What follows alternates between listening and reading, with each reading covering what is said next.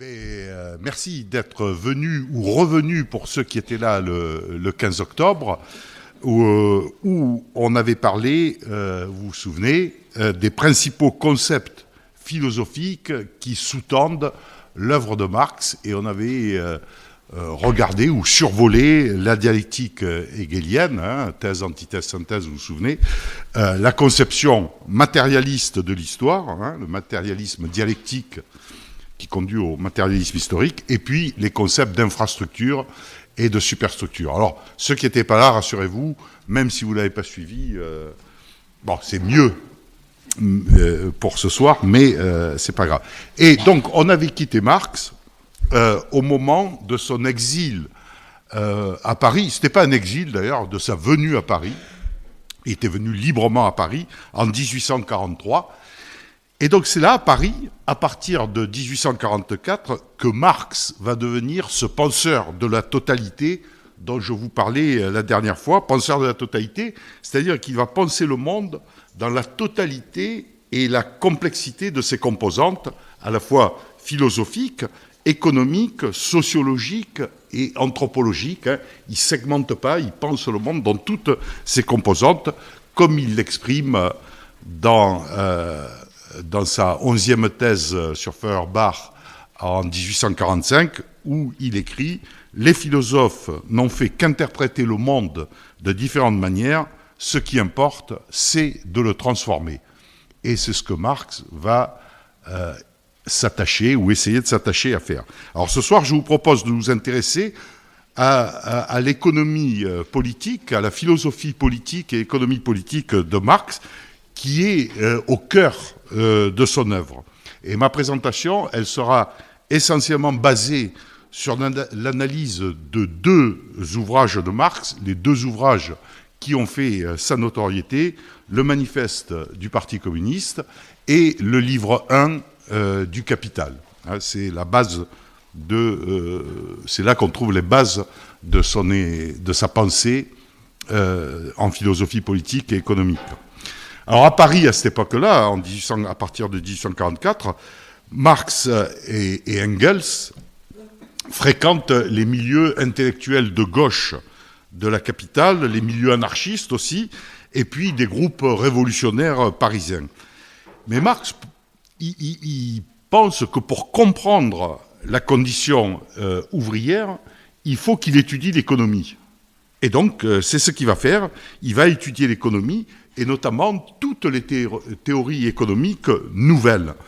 Alors pourquoi nouvelles ? Parce que dans le prolongement des Lumières, du siècle des Lumières, qui voit le triomphe de la raison, et puis dans le prolongement également des découvertes scientifiques et techniques de cette époque, qui sont à l'origine de la révolution industrielle, on va assister à une rationalisation et une théorisation des mécanismes sociaux et économiques. Comme je le disais dans une autre conférence, il y a un virage épistémologique où on va passer de la préoccupation première de l'économie qui était la morale. Là, c'est plus la morale, c'est l'efficacité qui devient la préoccupation première de l'économie. Donc c'est un tournant épistémologique majeur dans l'approche de l'économie. Et on voit naître chez ces économistes du XVIIIe siècle, de la fin du XVIIIe siècle et du début du XIXe siècle, on voit naître la conception moderne de l'économie qui est abordée dorénavant comme une science positive sur la base de modélisation mathématique. En particulier chez Adam Smith, Adam Smith qui est considéré comme le fondateur de la science économique. Il a publié en 1776 un traité qui s'appelle « Recherche sur la nature et les causes de la richesse des nations ». Et puis d'autres, comme David Ricardo, qui lui, en 1817, a publié « Des principes de l'économie politique et de l'impôt ». John Stuart Mill, évidemment, avec ses principes d'économie politique qui paraîtront en 1848, ou encore le français Jean-Baptiste C. C, ça s'écrit S-A-Y, pour ceux qui ne connaissent pas Jean-Baptiste C., qui en 1803 a fait paraître un traité d'économie politique dans lequel il énonce, Jean-Baptiste C., la loi des débouchés, qui est connue chez les économistes comme la loi de C. Alors on ne va pas détailler la loi de C. Grosso modo, pour faire court, la loi de C démontre ou montre que l'offre crée sa propre demande en économie.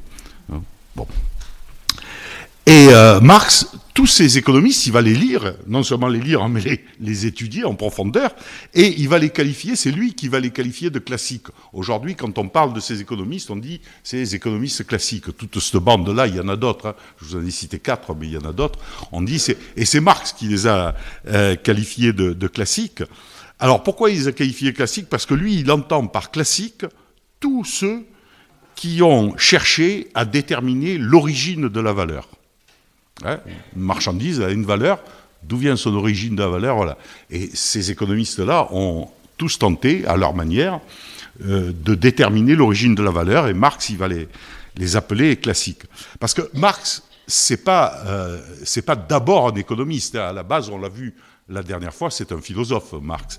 Et l'économie, pour lui, c'est un outil. Elle s'inscrit dans une vision générale de la société et de l'histoire, hein, le fameux matérialisme historique, et l'économie est subordonnée à cette vision de la société et de l'histoire.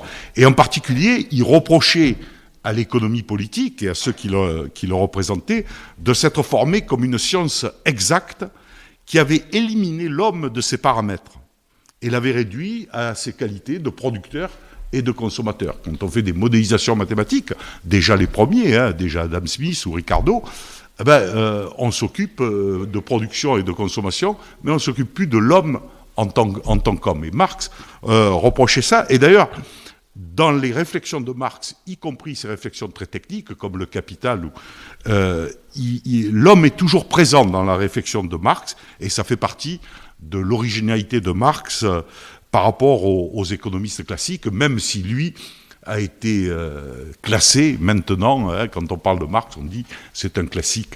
On va voir pourquoi on le qualifie de classique. Mais néanmoins, ce sont ces économistes classiques, hein, Smith, C., et surtout David Ricardo qui va critiquer, mais dont il admire l'honnêteté intellectuelle de Ricardo. C'est ces classiques qui vont inspirer son analyse du mode de production capitaliste. Cette analyse qui se construit autour de 3 concepts fondamentaux, hein, qui sont à la base de la doctrine qui va développer principalement dans le Capital, qui est son œuvre majeure.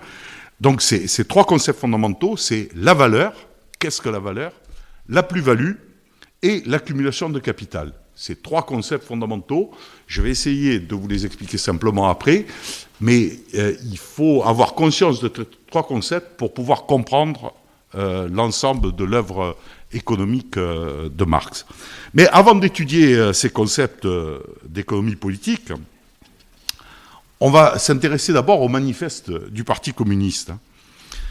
En 1845, sur la demande du gouvernement prussien, une demande insistante, Marx va être chassé de Paris par le président du conseil de cette époque-là, qui s'appelle François Guizot, et il va être chassé de Paris à la demande du gouvernement prussien, qui va faire un peu pression sur le gouvernement français, à cause d'un article critique. Vous savez que Marx était journaliste, hein, et quand il était arrivé à Paris, il avait fondé un journal qui était les Annales franco-allemandes, et dans un autre journal qui s'appelait, alors excusez mon allemand, je ne suis pas du tout germaniste, comment on dit en allemand, Vorwärts, en avant, hein, le journal s'appelait comme ça, il avait publié un article très critique contre le roi de Prusse, ou l'empereur de Prusse, je ne sais pas si c'était roi ou empereur à l'époque, qui s'appelait Frédéric Guillaume IV. Du coup, ça n'a pas plu aux Prussiens, et ils ont demandé au gouvernement, mais qu'est-ce que c'est ce mec, foutez-le dehors. Et du coup, Marx, il est obligé de partir, et il va s'exiler, avec Engels d'ailleurs, à Bruxelles. Donc il part à Bruxelles, et ils vont rejoindre à Bruxelles un groupe clandestin qui est la Ligue des communistes. Alors, la Ligue des communistes, il faut regarder l'histoire. En 1836, il y avait tout un groupe d'intellectuels plutôt de gauche allemands, que Marx qualifiait de socialistes utopiques, hein, vous vous souvenez, on en a parlé la dernière fois, qui avaient créé ce qu'ils appelaient la Ligue des justes. Ligue des Justes, c'était, il voulait dire par là qu'il voulait une société plus juste et plus de justice dans la société. Donc ils avaient créé ce mouvement, et d'ailleurs en 1839, ce mouvement avait participé à tout un tas de manifestations, notamment avec le groupe d'Auguste Blanqui, etc. Et en 1839, à cause de ces engagements, cette Ligue des Justes avait été obligée aussi de s'exiler, et ils avaient mis leur siège social, si on peut dire, leur siège à Londres. Mais ils avaient une antenne à Bruxelles, et c'est là que Marx et Engels vont rejoindre cette Ligue des Justes. Et au cours d'un congrès qui, pour le coup, là, a lieu à Londres en 1847, ils vont décider, sous l'impulsion d'ailleurs de Marx et Engels, qui ont été très, très punchy sur ce truc-là, ils vont débaptiser la Ligue des Justes et ils vont la rebaptiser Ligue des communistes.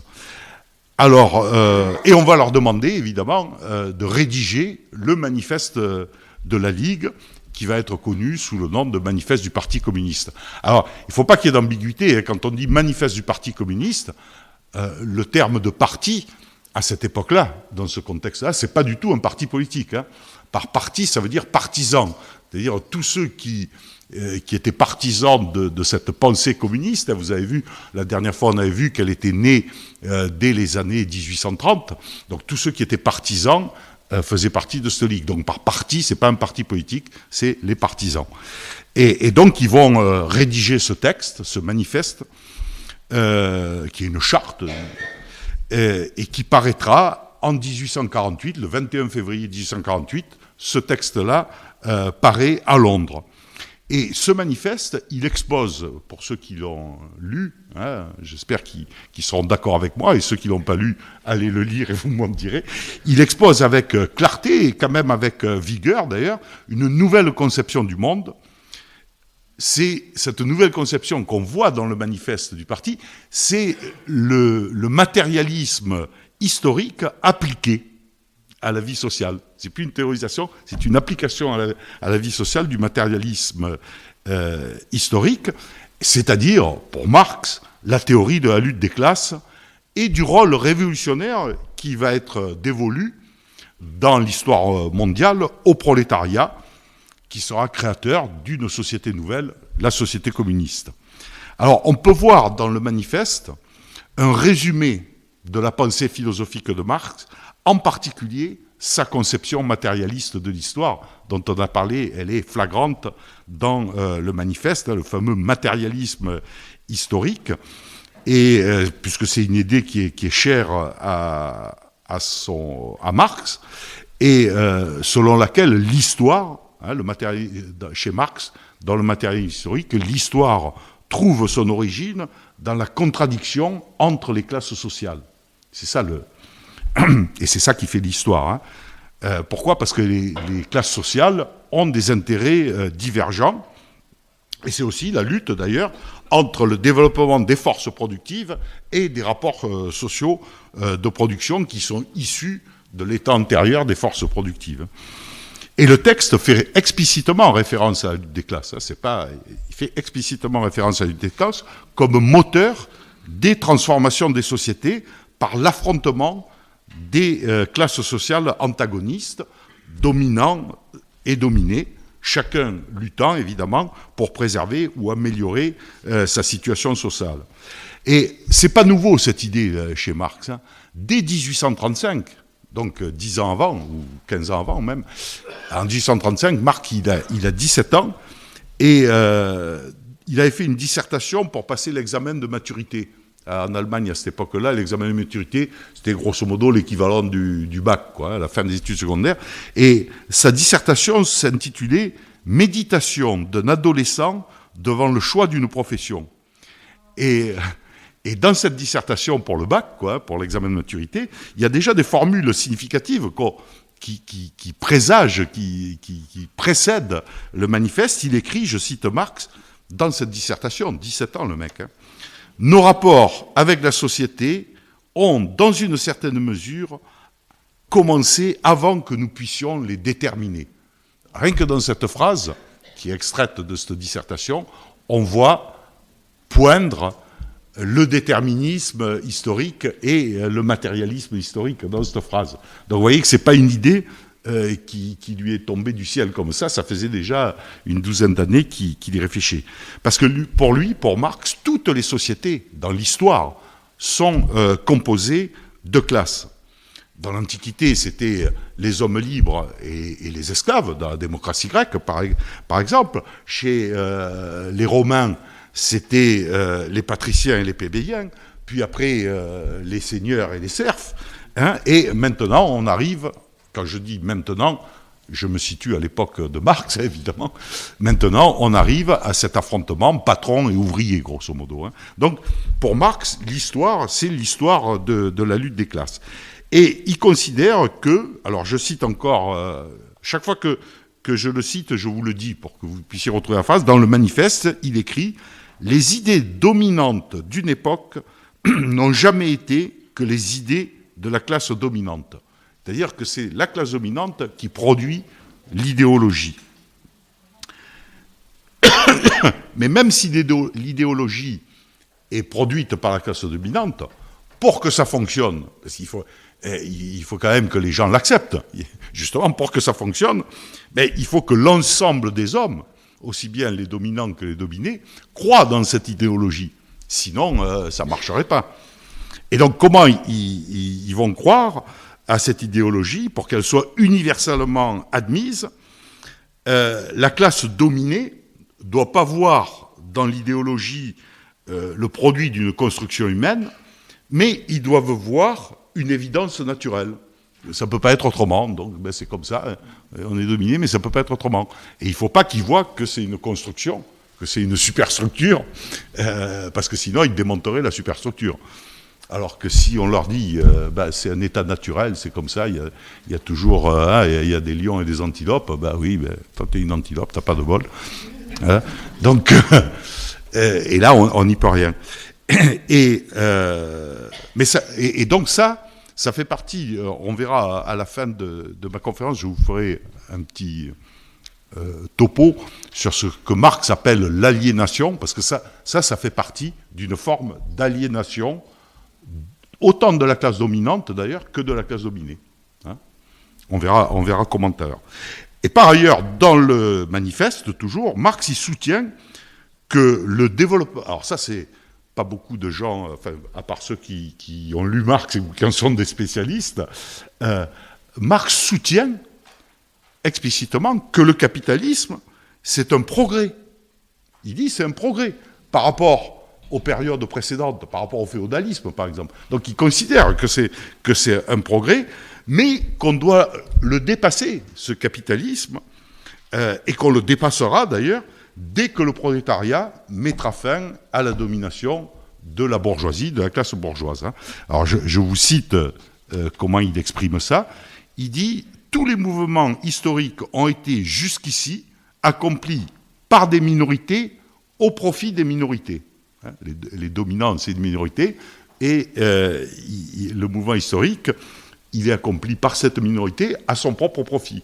Et il dit, le mouvement prolétarien est le mouvement spontané de l'immense majorité au profit de la majorité. Donc il dit, il faut qu'il y ait un changement de paradigme, qu'on passe de la minorité qui crée l'histoire à son profit à la majorité qui crée l'histoire au profit de la majorité. Et dans ce passage, hein, je vous le relis la deuxième phrase, le mouvement prolétarien est le mouvement spontané de l'immense majorité au profit de l'immense majorité. Dans ce passage, il fait surgir une nouvelle classe sociale, le prolétariat. Première fois, il dit le mouvement prolétarien. Donc il fait surgir ce prolétariat moderne, c'est-à-dire la classe de tous ceux qui n'ont que leur force de travail à vendre et dont les intérêts, évidemment, entrent directement en conflit avec la bourgeoisie. Alors, attention, quand Marx parle de prolétariat, ça ne veut pas dire les pauvres. Hein. C'est pas un pauvre, un prolétaire. Pas que les pauvres, en tout cas. Il peut y avoir des pauvres. Le prolétaire, ce qu'il appelle un prolétaire, c'est un individu qui possède que sa force de travail, c'est-à-dire qui n'est pas propriétaire des moyens de production. Dans la société... Pardon ? Et qui produit, évidemment, oui, et qui produit. Oui, alors, autre chose, merci de me faire remarquer, si vous lisez Marx, souvent, à la place d'ouvrier ou de travailleur, il emploie le terme de producteur. Quand Marx parle de producteur, il parle de l'ouvrier, hein, parce que, selon lui, on le verra, il n'y a que le travail qui produit. Donc, le prolétaire, ça peut être un cadre supérieur. Un cadre supérieur dans la mesure où il est salarié, et où il n'est pas propriétaire de ses moyens de production. C'est ça le prolétariat. Et toujours dans le manifeste, Marx est un peu visionnaire parce qu'il présente déjà la mondialisation à laquelle conduira le capitalisme. On y est un peu aujourd'hui quand même. Je vous cite là encore comment il l'exprime. Il dit « Poussée par le besoin de débouchés toujours nouveaux, la bourgeoisie envahit le globe entier. Il lui faut s'implanter partout, exploiter partout, établir partout des relations. Par l'exploitation du marché mondial, la bourgeoisie donne un caractère cosmopolite à la production et à la consommation de tous les pays. Au grand désespoir des réactionnaires, elle a enlevé à l'industrie sa base nationale. » C'est... voilà, on y est. Et il écrit ça en 1847 quand même, le type. Mais donc, il y a une forme de vision de cette mondialisation à laquelle doit conduire le capitalisme, ou conduira inévitablement dans un matérialisme historique le capitalisme, parce qu'il sera obligé d'élargir ses marchés. On verra pourquoi tout à l'heure. Et c'est de là que provient le célèbre slogan, on retient que ça, du manifeste, c'est la dernière phrase du manifeste, « Prolétaires de tous les pays, unissez-vous ». Et il faut que les prolétaires s'unissent dans tous les pays, non pas a priori, mais pour empêcher, parce que inéluctablement, le capitalisme va s'étendre et se mondialiser, donc il faut qu'en face, dans un concept de lutte des classes comme le pense Marx, il y ait aussi une union du prolétariat. Et puis enfin, dans ce manifeste, il va définir la société communiste. Qu'est-ce que c'est une société communiste ? Il va nous le dire, comme ça on n'a pas à chercher. Il dit, je cite toujours Marx, « À la place de l'ancienne société bourgeoise, avec ses classes et ses antagonismes de classe, surgit une association où le libre développement de chacun est la condition du libre développement de tous. » Alors là, on voit apparaître la notion première du communisme selon Marx, qui est la notion de liberté à la fois individuelle et de liberté collective. Et cette phrase-là, et si on lit la suite, je ne vais pas vous lire tout le manifeste, ça présage aussi les théories des communs qui sont un petit peu à la mode depuis les années 2000, avec le prix Nobel d'ailleurs d'économie, de la Banque de Suède. Alors je ne sais plus si c'était en 2003 ou en 2008, je ne me souviens plus. C'était une chercheuse, une femme américaine, Eleanor Ostrom, qui a eu le prix Nobel sur sa théorie des communs. Là, ça présage un peu ça déjà. Hein. Voilà. Et le communisme, nous dit Marx, c'est la suppression positive, c'est-à-dire volontaire et scientifique quelque part, la suppression positive de toute aliénation, la sortie de l'homme hors de la religion, de la famille, de l'État, et son retour à son existence humaine, c'est-à-dire sociale. Voilà la fin de la citation de Marx. C'est-à-dire que c'est une libération de toutes les formes d'aliénation. Bon. Merci. D'aliénation, voilà. Toutes les formes, c'est ça le communisme pour Marx. Et il faut, alors comment parvenir à ce communisme ? Il faut, selon Marx, que la société se libère du capitalisme. Et comment ? Par la révolution. Mais cette révolution, elle doit libérer le prolétariat, mais aussi toutes les classes sociales, et notamment les classes sociales dominantes, qui, selon Marx, sont elles aussi aliénées. C'est une aliénation par l'argent, mais elles sont aliénées à l'argent. Donc il faut, par la révolution, libérer toutes les classes de ces types d'aliénation et de cette domination. Donc c'est une révolution, en fait, qui doit conduire à l'abolition des classes elles-mêmes. une société sans classe, quoi. Parce que, dit Marx, les rapports de production, ils finissent tôt ou tard par être contestés, on l'a vu récemment, et par plus être adaptés au développement, et par être insupportables pour une part importante de la population. Et les structures de la société qui paraissent immuables, on confond les superstructures et les infrastructures, ce que je disais tout à l'heure, il faut que les dominés, ils y croient quand même, donc il faut que ça paraisse immuable, mais à un moment donné, les gens se rendent compte qu'elles doivent aussi changer, y compris l'État. Et il nous dit, Marx, je vous le cite là, l'existence de l'État et l'existence de la servitude sont inséparables. Donc ça veut dire qu'il considère que l'État est une servitude. Mais toutefois, entre la société capitaliste qu'on va renverser et la société communiste qui est le but à atteindre et qui est à construire, il y a une période intermédiaire, une période de transformation révolutionnaire pendant lequel le prolétariat exerce, Marx dit, sa dictature révolutionnaire. C'est la fameuse dictature du prolétariat, donc qui est cette étape révolutionnaire intermédiaire entre la fin de la société capitaliste et l'objectif de la société communiste. Et il dira plus tard, d'ailleurs, une quinzaine d'années plus tard, il dira à propos de la Commune de Paris qu'elle a fourni l'esquisse de cette... Pour Marx, la Commune de Paris, c'est l'esquisse de cette dictature du prolétariat. Et la révolution, qui est une révolution socialiste, doit abolir les classes en abolissant la propriété privée. Donc la première étape de la révolution, pour passer d'un système à un autre, c'est d'abolir la propriété privée, qui est un stade nécessaire, mais qui ne doit pas être le stade ultime, c'est-à-dire le transfert de la propriété privée à l'État, une sorte de nationalisation, quoi. Mais c'est un stade intermédiaire, et c'est au moment d'un stade ultérieur que l'abolition de l'État, Marx dit, l'abolition de l'État, vous avez vu dans la phrase précédente, l'abolition de l'État est une condition nécessaire, et il dit même la condition sine qua non pour entrer dans le règne de la liberté. C'est-à-dire, il voit ça en plusieurs étapes. On est dans une société capitaliste avec des moyens de production privés, une propriété privée.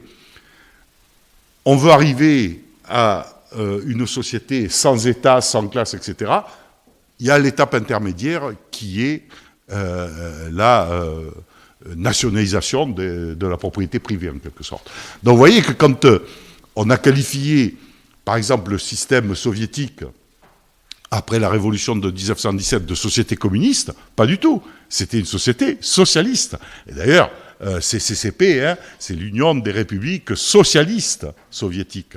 C'est pas communiste. Donc, ils n'ont jamais franchi le stade du dépassement de l'État, justement. Ils en sont restés là, avec un État, évidemment, de plus en plus prégnant, sans jamais atteindre le stade ultime du communisme, tel que l'entendait Marx. Alors, ça, il l'avait déjà développé en 1844. Il avait fait paraître un ouvrage qui s'appelle « La question juive ». Et dans cet ouvrage, il exposait ses vues sur la lutte politique pour supprimer l'État et l'argent, et permettre ainsi l'émancipation de l'humanité. Et il disait dans cet ouvrage, le communisme, c'est la fin de la préhistoire humaine et le début de l'histoire consciente, le stade ultime du développement des sociétés humaines. Voilà ce que...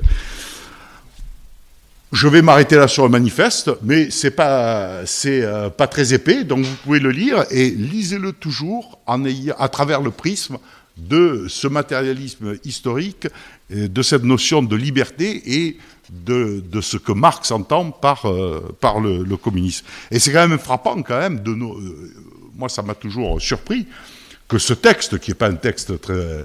Ça avait été... c'est une charte, il a écrit le manifeste pour la Ligue, comme ça, et c'est un texte qui, pendant 150 ans, a été, qui émane en plus d'un type qui a 30 ans. Il n'a pas 30 ans, Marx, jeune philosophe allemand inconnu. Et c'est le texte le plus lu, le plus vendu le plus diffusé pendant 150 ans. Le texte non religieux. Je ne mets pas la Bible, a été évidemment plus diffusée que le manifeste. Mais en texte non religieux, c'est le texte le plus diffusé. Voilà pour le manifeste, donc lisez-le, et puis on en reparlera si vous le voulez. Mais pendant ce temps, pendant qu'il écrit le manifeste, donc je vous rappelle qu'il est en exil, hein, il est à Bruxelles, entre Bruxelles et Londres, et oui.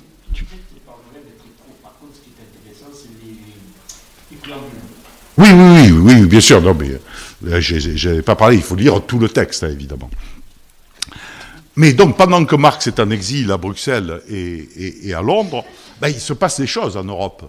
Alors, qu'est-ce qui se passe en Europe? Ben, en France, déjà, il y a la révolution de 48. Marx n'y participe pas, il est à Bruxelles, lui. Hein. Et cette révolution, elle va amener la Deuxième République. Hein. Et grâce à cette révolution, à la victoire de la Deuxième République, ben, ça permet à Marx de rentrer à Paris. Puisque du coup, il n'est plus banni. Donc, il va rentrer à Paris en mars 48, juste après, il rentre à Paris. Mais dans le même temps où il y a cette révolution, vous savez, quand il y a une révolution dans un pays, ça s'étend toujours un peu aux voisins qui disent « Tiens, c'est pas idiot, ils ont fait la révolution ». Donc du coup, il y a la révolution en Allemagne aussi. Et Marx, il fait qu'un passage à Paris, et parce que la révolution vient d'éclater de manière assez forte à Berlin, et Marx, il s'en va, il quitte Paris, il fait que passer de Bruxelles à Cologne, il passe par Paris. Et il va s'installer à Cologne, et il va y créer, pour soutenir la révolution, il va créer un journal, hein, puisque sa fonction est journaliste, il va créer un journal qui s'appelle la Nouvelle Gazette rhénane. Donc il crée ça en 48, et en septembre 48, et ça c'est important, il va prononcer un discours à Vienne, c'est un discours important, sur le thème du discours s'appelle « Travail salarié et capital ». Donc il pense déjà sans doute à sa grande œuvre. Il avait déjà développé ce thème-là de travail salarié et capital dans des conférences qu'il avait faites pour les ouvriers allemands à Bruxelles. Hein. Et ce texte de ces conférences, celles qu'il donne à Vienne et quelques-uns qu'il avait donnés, il va les faire apparaître dans son journal, la Nouvelle Gazette rhénane. Mais manque de bol, pour lui en tout cas, il y a une contre-révolution qui s'est opérée en Allemagne, et la révolution en Allemagne, elle échoue. C'est la contre-révolution qui gagne. Et du coup, Marx, il va encore être poursuivi en justice à cause des articles qu'il a fait paraître, et notamment un article où justement, il dénonçait un peu la non-liberté de la presse, et surtout l'injustice de l'impôt. Et il incitait les gens à refuser l'impôt. Ça rappelle quelque chose de récent, ça, non? Enfin, en tout cas, il est traduit en justice pour ça. Alors, il sera acquitté. Hein. On dira, ben non, c'est un journaliste, il a le droit de dire ce qu'il veut. Mais le gouvernement, ça lui a pas trop plu, même s'il est acquitté en février, ce pauvre Marx, et en mai, le 16 mai exactement, le gouvernement prussien va l'expulser. Et on veut plus de toi. Ils vont l'expulser et il va devenir apatride. C'est un des premiers exemples de déchéance de nationalité. Du coup, il n'est plus prussien, mais il n'est pas autre chose. Il n'est pas français, il n'est pas... Et donc, il faut qu'il fiche le camp de l'Allemagne, évidemment. Et où est-ce qu'il va? Il va revenir, à Paris. Mais à Paris, il ne va pas y rester longtemps, parce qu'on est en 49. En 49, c'est un peu la fin de la Deuxième République, et il y a une grosse manifestation qui se passe à Paris en juin 49, le 13 juin 49, à l'instigation de tout un mouvement on dirait aujourd'hui d'extrême gauche, disons de gauche radicale de l'époque, qui est mené par un type qui s'appelle Ledru-Rollin. Vous avez entendu parler parce qu'il a des boulevards des fois... à Paris, près de la gare de Lyon, Ledru-Rollin.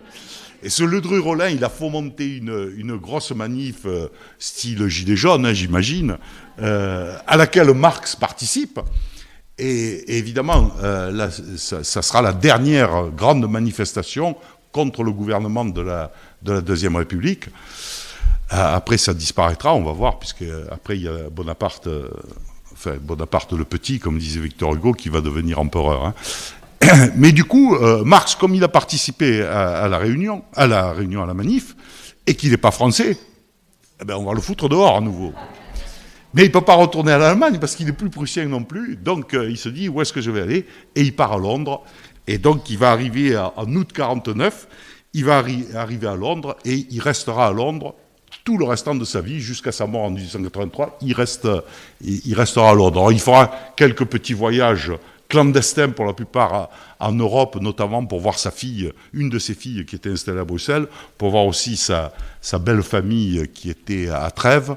Et puis je crois qu'il était malade à un moment, il a été en Algérie aussi pour se soigner parce qu'il était malade des poumons. Enfin, toujours est-il qu'il quittera plus Londres à partir de 1849, donc c'est la fin des périples. Et en France, pendant ce temps, évidemment, on a fichu Marx dehors, mais comme je vous l'ai dit, Louis-Napoléon Bonaparte va devenir empereur par un coup d'État quand même, par un coup d'État. Et je vous conseille ce livre d'ailleurs parce que Marx, en 1852, de Londres, il va quand même dire, il va publier un bouquin qui s'appelle « Le 18 Brumaire de Louis Bonaparte », dans lequel il va dénoncer le coup d'État de Louis Bonaparte. Mais les révolutions en Europe, quand même, même si certaines ont échoué, on a vu en Allemagne, elles auront des conséquences, hein, puisqu'elles amèneront, quelques années plus tard, à la fois l'unité allemande et l'unité italienne. Donc, ça a servi quand même, ces révolutions.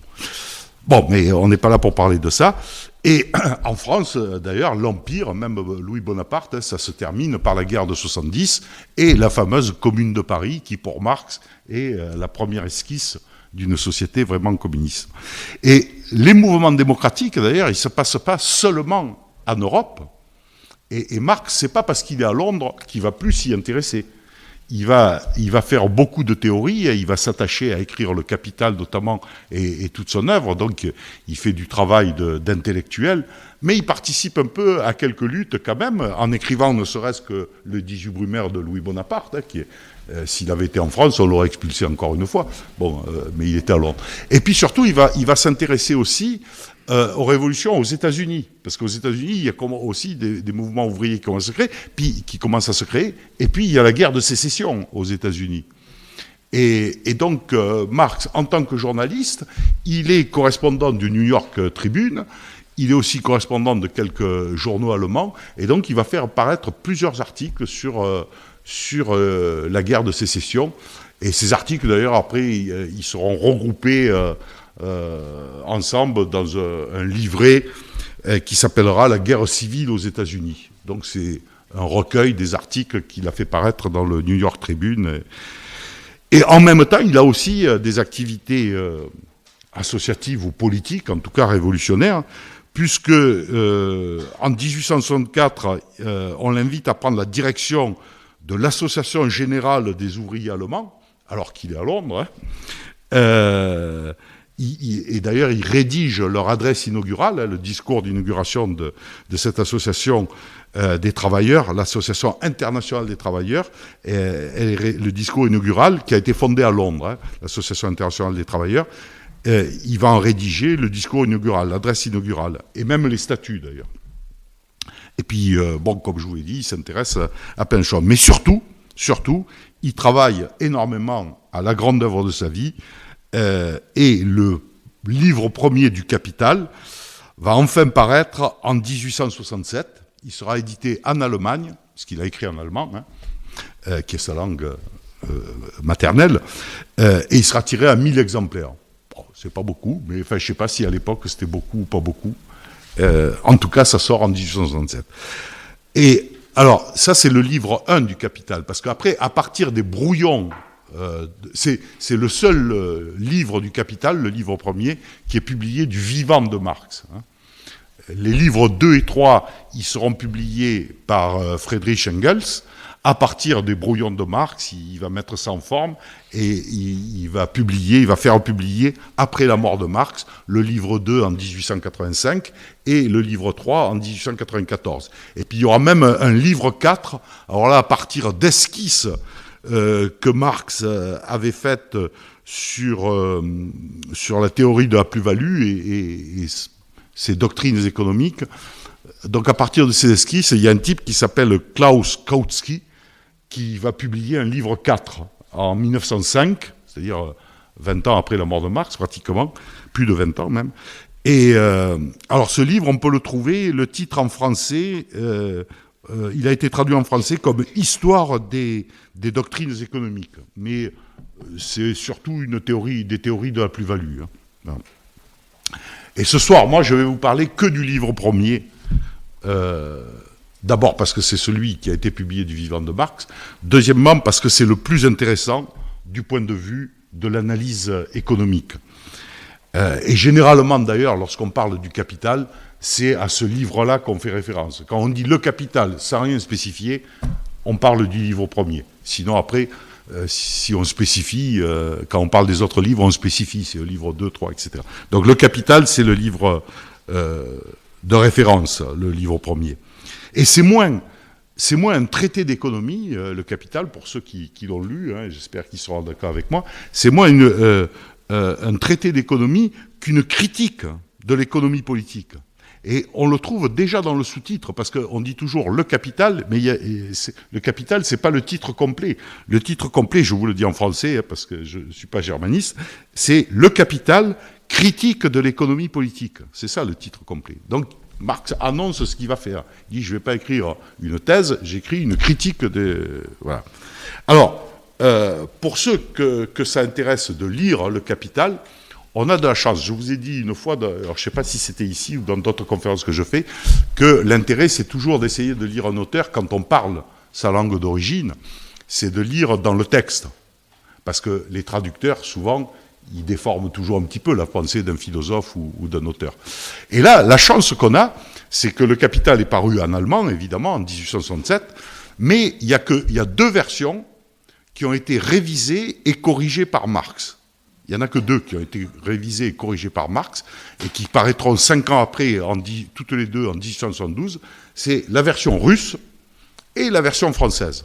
Donc quand vous lisez la version française du livre premier, je parle que du livre premier, là, du livre premier du Capital, vous êtes sûr que c'est ce que Marx voulait dire, puisque c'est lui, il parlait français, hein, Marx évidemment, et c'est lui qui l'a révisé et corrigé. Donc on peut se fier à sa pensée, ça reflète vraiment sa pensée. Alors c'est un ouvrage un peu compliqué, même beaucoup compliqué, diraient certains. Si vous n'avez pas envie de vous y atteler, il y a un petit livre que Marx avait publié une dizaine d'années avant, même une quinzaine d'années avant, où tout ce que je vais vous dire là sur la théorie de la valeur, et notamment de la plus-value et de la concentration du capital, on le trouve déjà dans ce livre qui s'appelle, alors en français vous le trouverez traduit par salaire, prix, profit, ou parfois salaire, prix, plus-value. Mais c'est le même bouquin. Hein, et, suivant les traducteurs, ils ont dit profit ou plus-value en assimilant plus-value et profit. Bon. Donc ça, c'est un petit bouquin qui doit faire 120 ou 130 pages, je ne sais pas, 150 peut-être. Mais si vous n'avez pas envie de vous frapper tout le capital, vous pouvez lire ça, c'est déjà... oui, c'est plus léger, comme tu dis. Parce que le capital, c'est un peu compliqué. Et ce que je vais vous donner... Alors, je m'excuse d'avance si dans la salle, il y a des spécialistes de Marx.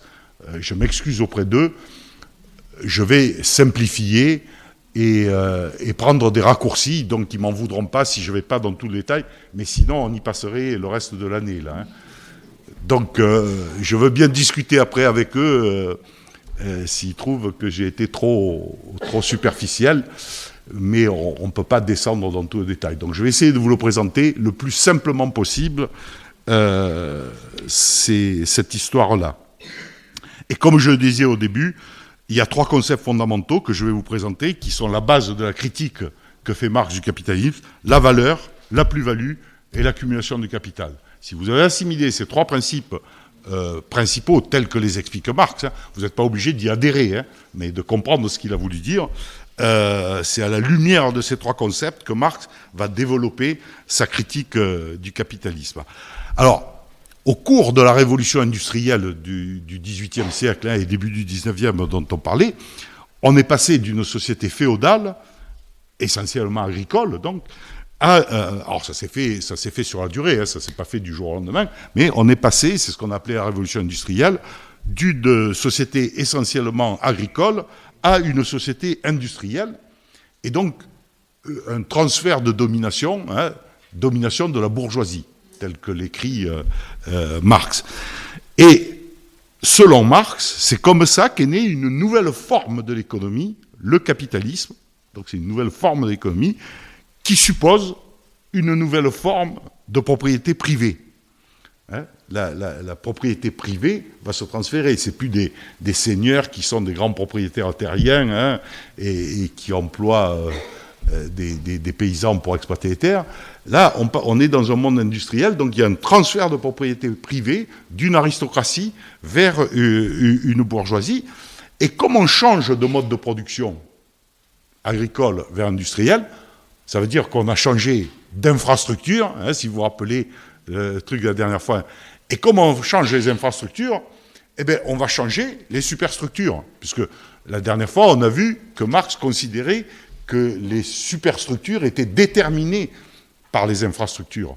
On a changé de mode de production, donc on change d'infrastructure, donc il faut aussi changer les superstructures. Et les superstructures, c'est quoi ? C'est en premier lieu, toute l'institution juridique, c'est-à-dire le droit, qui doit fonder cette nouvelle propriété. Alors, je sais qu'il y a des juristes là, peut-être qu'ils vous feront un exposé comment le droit a évolué en fonction de l'histoire.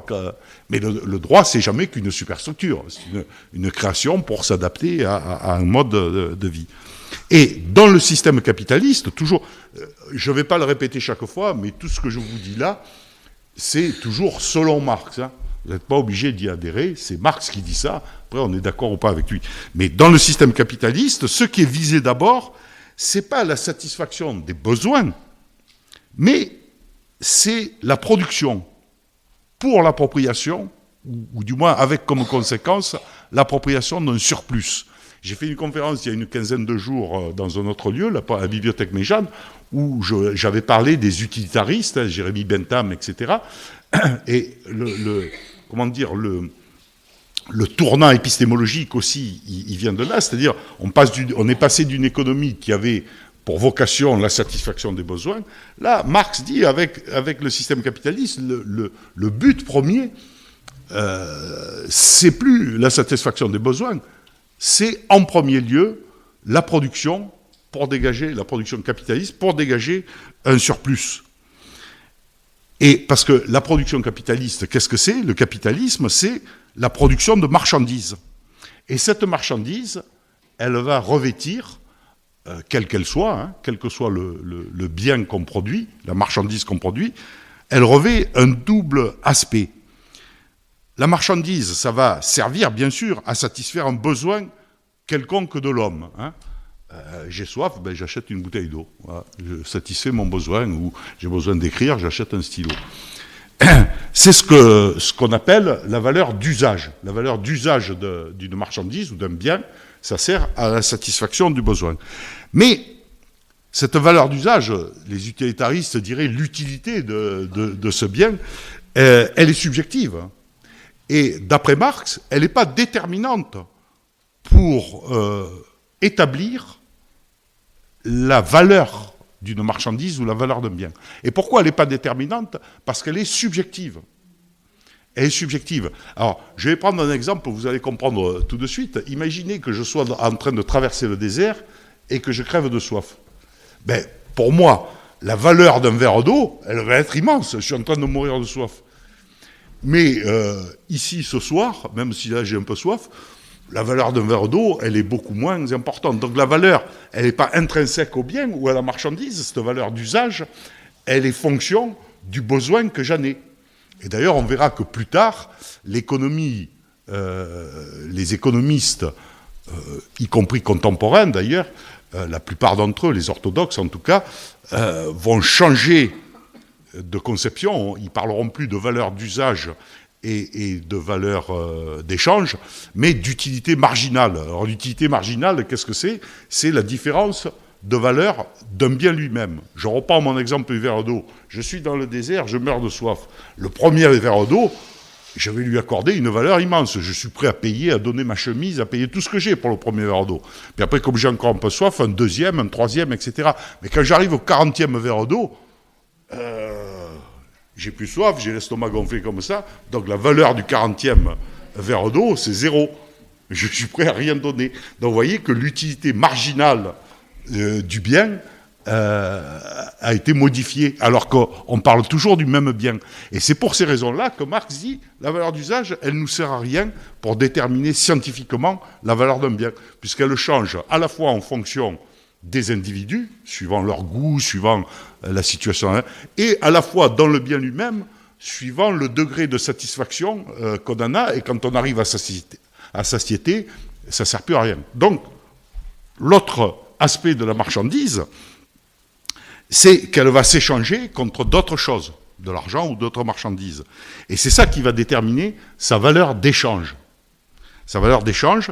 Et là, il s'agit d'une conception objective, parce que pour pouvoir échanger un produit A contre un produit B, si les deux n'ont rien à voir entre eux, il va bien falloir que j'ai un étalon qui détermine la valeur de chacun d'eux. Donc c'est cette valeur d'échange qui, elle, est objective, c'est une conception objective, qui pose philosophiquement, ça veut dire que tout bien, il a une valeur qui est indépendante de l'observateur ou du consommateur. Il a une, et Marx va se dire, non, Marx ne va pas se dire, Ricardo avant lui, David Ricardo, alors David Ricardo, c'est un des classiques dont je parlais tout à l'heure, sur lequel Marx s'est inspiré, et il a beaucoup critiqué Ricardo pour construire sa théorie dans le Capital. Alors David Ricardo, c'est un économiste, comme son nom l'indique pas, c'est un économiste anglais. Hein, il est anglais, David Ricardo, il n'est pas italien ni espagnol. Et je ne sais plus pourquoi je vous parlais de David Ricardo. Oui, David Ricardo, il avait dit, qu'est-ce qui va déterminer la valeur d'un bien ? Finalement, c'est ce avec quoi il est fabriqué, c'est-à-dire la matière première qui le fabrique, et le travail qu'on va mettre pour fabriquer ce bien. Hein. Là, il me faut de la ferraille, hein, et puis il faut qu'il y ait un ouvrier qui assemble tout ça. Donc il dit, et ça, on peut le mesurer, parce que la matière première, je sais ce que c'est.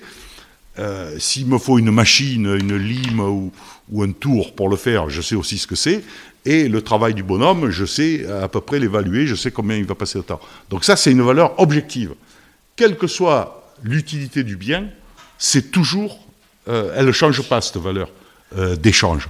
Et c'est là-dessus qu'on va faire le calcul, à partir des conditions de coût de production de ce bien ou de service, on va en déterminer sa valeur.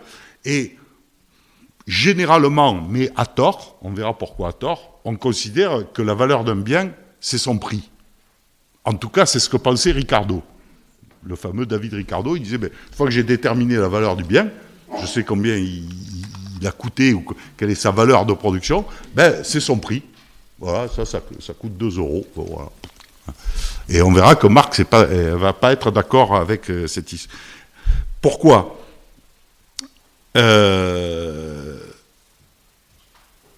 Parce que, dit Marx, tous ces biens-là, même des biens qui ne sont pas comparables entre eux, je reprends ma bouteille d'eau, mon téléphone, mon stylo, 3 biens qui n'ont rien à voir entre eux. Et Marx dit, ils ont quand même un truc commun entre eux, qui va nous permettre de le mesurer, c'est le travail. C'est-à-dire que là, ce n'est pas les mêmes matières premières, ce n'est pas les mêmes machines pour le fabriquer, mais en revanche, tous les 3, ils sont faits de travail. Dans la valeur de ce bien, il y a une valeur travail.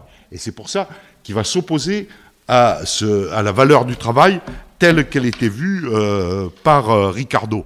Alors pourquoi ? Parce que, et là il faut revenir au Marx philosophe, dans la conception philosophique de Marx, le travail, c'est le prolongement de l'homme. C'est-à-dire que c'est une partie de son existence individuelle. Et il dira que la réalité véritable de l'homme, ce n'est ni l'esprit des philosophes, hein, les philosophes chez Platon, etc., hein, l'esprit qui anime le corps fait l'essence de l'homme. Marx, il dit non, ça c'est bullshit. Enfin, il ne dit pas bullshit, bien qu'il était à Londres. Il dit ça, c'est des figures abstraites, c'est pas ça qui fonde l'essence de l'homme. C'est pas non plus sa citoyenneté. On pourrait dire, l'homme, il est défini, il est caractérisé par sa citoyenneté. Ici, il y en a qui sont français, peut-être d'autres qui ne sont pas, mais on va les... Il dit non, ça c'est une superstructure de l'État qui dit qu'on est français ou pas, mais ça fait pas du tout partie de l'essence de l'homme, et ni a fortiori son essence religieuse. Parce que on vit là au XIXe siècle où la religion a encore un poids très fort, et il dit non, ça c'est pareil que l'esprit des philosophes, ça vaut pas un clou. Et il dit, la réalité de l'homme, c'est avant tout et essentiellement, et le mot essentiellement est très important, essentiellement le travail et la production. Pourquoi le mot essentiellement est important ? Parce que Marx va considérer que le travail, c'est l'essence de l'homme. L'essence de l'homme, c'est pas Dieu, c'est pas, comme je disais, l'esprit des philosophes, c'est pas la citoyenneté. L'essence de l'homme, c'est le travail. Et pourquoi ? Je vous le cite. Alors ça, c'est une phrase qu'il avait écrite presque 20 ans avant le Capital, en 1844, quand il avait fait paraître l'idéologie allemande. Vous vous souvenez, on en a parlé la dernière fois. Et dans l'idéologie allemande, il dit, philosophiquement, les hommes commencent à se distinguer des animaux dès qu'ils commencent à produire leurs moyens d'existence. Il dit l'essence de l'homme, c'est le travail, parce que c'est la seule espèce vivante sur Terre, on ne parle même pas des végétaux, mais des animaux, qui produit son propre moyen de production. Un lion, il produit que dalle. Il va, et s'il arrive à attraper l'antilope, il la bouffe, mais c'est tout. Alors que l'homme, il va fabriquer des outils et il va produire ses propres moyens de production. Et il dit, c'est ce qui fait penser à Marx que philosophiquement, c'est le travail qui est l'essence de l'homme, c'est littéralement l'essence de l'homme. Et c'est pourquoi Marx, il s'accorde avec Ricardo sur la première partie de la définition de Ricardo, qui dit que la valeur d'échange est déterminée par la quantité, je cite Ricardo, la valeur d'échange est déterminée par la quantité de travail socialement nécessaire à la production d'une marchandise donnée. Quand il dit la quantité de travail nécessaire à la production, et la valeur d'échange est déterminée. C'est-à-dire, ce n'est pas l'unique composante, mais une composante déterminante, c'est la valeur du travail qui est là-dedans. Et Marx, il juge impropre chez Ricardo cette expression qu'utilise Ricardo de valeur du travail. Parce que Marx, il dit non, parce que le travail est à l'origine de toute valeur. Et c'est comme ça qu'il va modifier l'équation de Ricardo, dans laquelle, chez Ricardo, alors là, on va faire un peu de technique. Si ça vous gonfle et que c'est trop, vous me dites arrête, mais il faut en faire un peu. Chez Ricardo, je vous ai dit, si on dit la valeur d'une marchandise, je reprends les lettres qu'utilise Ricardo. Il dit la valeur d'une marchandise, W, c'est quoi ? Alors, je regarde, c'est pour reprendre ces lettres. Il dit, c'est du capital, plus du travail. Il utilise L pour l'ego. Le capital plus travail. C'est-à-dire, le capital, c'est quoi ? Pour produire un bien, il faut que j'ai un peu de matière première et peut-être une machine, et puis peut-être une usine, enfin, j'en sais rien. En tout cas, là, il y a du capital. Et puis, il faut que j'ai des bonhommes pour faire la transformation. Donc, si je fais le capital plus le travail, ça me donne la valeur de la marchandise. Et Marx, il va dire que nenni. Alors, je reprends ma feuille, c'est pour parce que, oui, Marx, la question qui va se poser, va dire, bon, d'accord, moi, je ne suis pas tout à fait en désaccord avec Ricardo, mais un petit peu quand même, parce que là, Leibourg, moi je veux bien, mais qu'est-ce que Ricardo y met derrière ce L-là ? Et Marx va se poser la question, que vaut le travail ouvrier ? Et il va dire, le travail ouvrier, le travail, c'est ce qu'il faut pour produire l'ouvrier. Et ce qu'il faut pour produire l'ouvrier, c'est reconstituer sa force de travail. Il dit, ici, qu'est-ce que c'est ? C'est pas le travail de l'ouvrier, c'est sa force la valeur, la valeur du travail de l'ouvrier, c'est ce qu'il faut pour reconstruire sa force de travail. Pour reconstruire sa force de travail, qu'est-ce qu'il faut? Il faut qu'il mange, le bonhomme, parce que sinon il meurt. Il faut qu'il puisse dormir, parce que sinon il meurt aussi. Donc il faut qu'il ait un logement ou une maison ou un endroit pour se reposer. Et d'une manière générale, pouvoir satisfaire au moins ses besoins primaires, quoi, hein. Donc il dit, voilà, tout ça, ça lui permet de reconstituer sa force de travail. Et donc, il va se poser la question, et il va dire, ce que le capitaliste achète, c'est pas le travail, c'est la force de travail. Il achète la force de travail de l'ouvrier. Alors ça a une conséquence philosophique importante chez Marx, c'est qu'il dit, à partir du moment où on va considérer le travail qu'achète le capitaliste, c'est-à-dire la force de travail, comme une marchandise, il va l'acheter au même titre qu'une marchandise. Ce que disait Ricardo, là. Quand Ricardo dit la valeur d'une marchandise, c'est du capital plus du travail, il ne met pas une hiérarchie entre les deux. Pour lui, ça, c'est au même niveau que la machine ou que la matière première. C'est ce qu'il faut, et il faut plusieurs éléments, dont un qui est le travail. Et Marx, il dit non, c'est pas comme ça que ça marche. Il dit, lorsque le capitaliste achète, comme chez Ricardo, la force de travail de l'ouvrier, il considère le travail de l'ouvrier ou sa force de travail comme une marchandise. Donc, de facto, il considère l'homme qui va produire ça comme une marchandise. Et il va employer le terme, dans la version française, de réification. C'est une réification du travail, une réification de l'homme. Réification, hein, pour les latinistes, c'est res la chose. Hein. Ça veut dire qu'on chosifie l'homme ou le travail. Et il dit ça, lui, il ne peut pas l'accepter. Il peut pas l'accepter, Marx. Et il dit, c'est ça que le patron, il achète par le salaire, non pas le travail, mais le salaire, c'est jamais que le prix, non pas du travail, mais de la force de travail. C'est pas la même chose. C'est pas le travail qui est rémunéré, c'est la force de travail. Et on va voir que c'est très important dans sa théorie de la valeur. Et du coup, il dit, Ricardo est bien gentil, mais il faut quand même affiner son analyse. Parce que le travail de l'ouvrier va permettre de dégager plus que ce qu'il lui faut pour reconstituer sa force de travail. C'est-à-dire, lui, pour reconstituer sa force de travail, il faut qu'il mange, qu'il dorme et qu'il se couche. Mais en fait, le travail qu'il va produire, il est supérieur à ça. Et Marx va dire, mais où il est passé le delta? Et c'est ce delta, ce surtravail qui n'est pas payé, surtravail qui va appeler la plus-value. Donc Marx va dire, c'est une plus-value qui fait partie de la valeur ajoutée, parce que le travail, c'est de la valeur ajoutée, hein, et qui correspond à la partie de surtravail qui est effectuée par le travail que Marx va appeler le travail vivant. On va voir que dans le capital, il y a aussi du travail. Parce que là, ici, par exemple, si j'ai une machine, cette machine, elle a bien été fabriquée. Donc, dedans la machine, il y a du travail, parce qu'il y a bien un type qui a fabriqué la machine.